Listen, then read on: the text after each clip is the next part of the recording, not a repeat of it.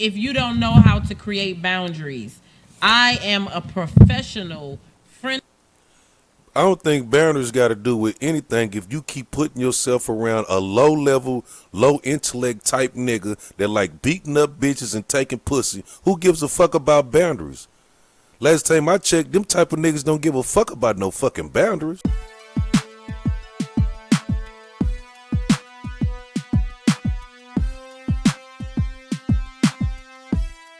What's wrong with it? They comics. That's why I say nothing wrong with it. I don't understand why women have a negative connotation on fucking for resources and being honest about it.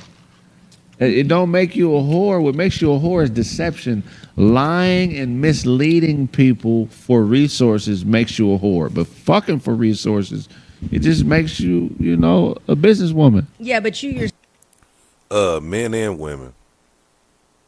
It is, I do have to agree with them, the deceiving part of it. That's not a cool thing. yourself would have to say that if a woman just gets around a lot, Craig, come on, you do look. There's a lack of respect. So then I could say the same for you because they got the pink mafia. So if you get bent over, use your resources. Your ass is a resource. I mean, so you don't want to get fucked to get on. It ain't the same thing because can't no gay nigga take it from me. Women put themselves in danger. Being a female comedian, you putting yourself in the lion's den. You're around men you don't know, and you're letting their ability to make you laugh vouch for their character. You just named 5 niggas who are comedians. You spoke highly of them, but you don't know really shit about what type of men they are, what type of character they have. She know what kind of men they are. So what I'm saying is, they treat her. Anytime it's about how they treat me. No, I'm not saying.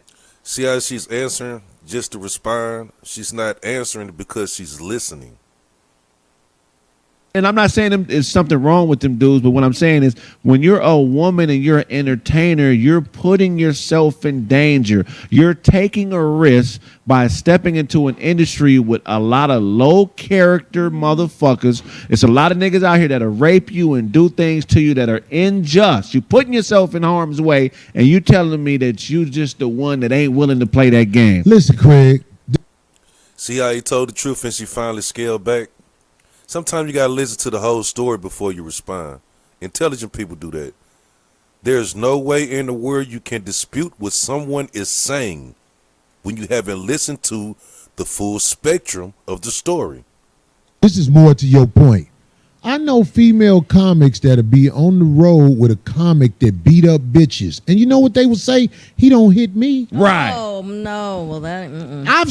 There's a lot of that going on with folks. And to me, I just say they're naive. If you are around a violent person and you be like, hey, man, that nigga ain't never did it to me, it's going to happen to you in a matter of time if you keep putting yourself around this person. The probability is very high that it will happen to you.